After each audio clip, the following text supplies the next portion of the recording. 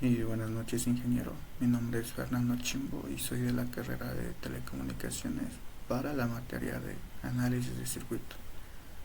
En este caso vamos a ver el tema de acoplamiento magnético que está relacionado en un inductor. Como vemos en esta imagen, tenemos una fuente de tensión, porque cuando tenemos un inductor y lo conectamos a una fuente de corriente variable en el tiempo, y entonces este comienza a circular dicha corriente por el inductor, este va a generar un flujo magnético. Entonces este flujo magnético va a crear una caída de tensión en los terminales del inductor. Esto quiere decir que este depende del número de vueltas y también del flujo magnético variable en el tiempo. Entonces, este flujo magnético es dependiente de la corriente, como podemos ver en esta imagen, donde la caída de tensión se puede resumir como la derivada de la corriente multiplicado por el valor del inductor L entre la relación de tensión corriente de un inductor. Entonces, aquí tenemos dos inductores cercanos entre sí y uno de ellos, que en este caso vamos a llamar primario, está conectado a una fuente de corriente, y dicha corriente empieza a circular por el inductor y este genera un flujo magnético. Dicho flujo magnético se divide en dos, entonces sería Fick sub 1,1 más Fick sub 1,2. En la suma de ambas es la suma total generada por el primer inductor, que esto quiere decir que Fick sub 1,2 se va a enlazar al segundo inductor. Como vemos, este inductor tiene un circuito abierto, entonces por aquí no va a circular corriente, solo vamos a ver la caída de tensión. Entonces ¿cuál sería la tensión que se genera en el primer inductor? Ahorita lo estamos llamando por eso 1, es el número de piras multiplicado por la derivada de flujo con respecto al tiempo, o sea, sobre dt. Mientras que en B2 va a ser igual a número de tiras del inductor 2 multiplicado por el flujo magnético que se enlaza con el flujo magnético con respecto al tiempo.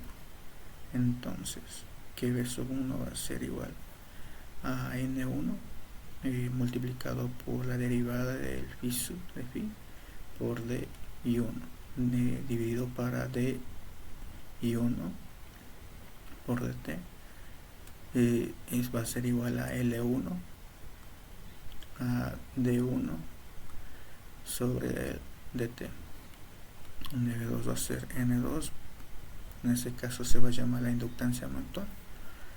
Entonces el inductor número 1 respecto al número 2, se va a multiplicar por la derivada de la corriente que está circulando en el otro inductor. N12 va a ser igual a número de piras del número 2 multiplicado por la derivada del flujo magnético que se enlaza con respecto a esto, con respecto a la corriente del primer inductor. Entonces, la definición de autoinductancia es la capacitancia del inductor de producir una caída de tensión debido a su propio flujo magnético, el número de vueltas del conductor, donde su unidad es el Henry. Mientras que en la inductancia mutua es la capacidad de producir una caída de tensión en un inductor cercano debido al flujo magnético que se lanza del primer inductor y el número de vueltas del segundo inductor, donde su unidad es de Henry. Entonces, en resumen, que hemos conocido que la inductancia mutua y la autoinductancia están relacionadas. Esa sería la primera parte.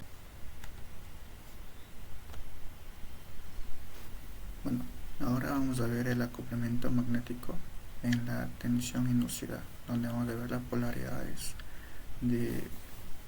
debido al acoplamiento magnético.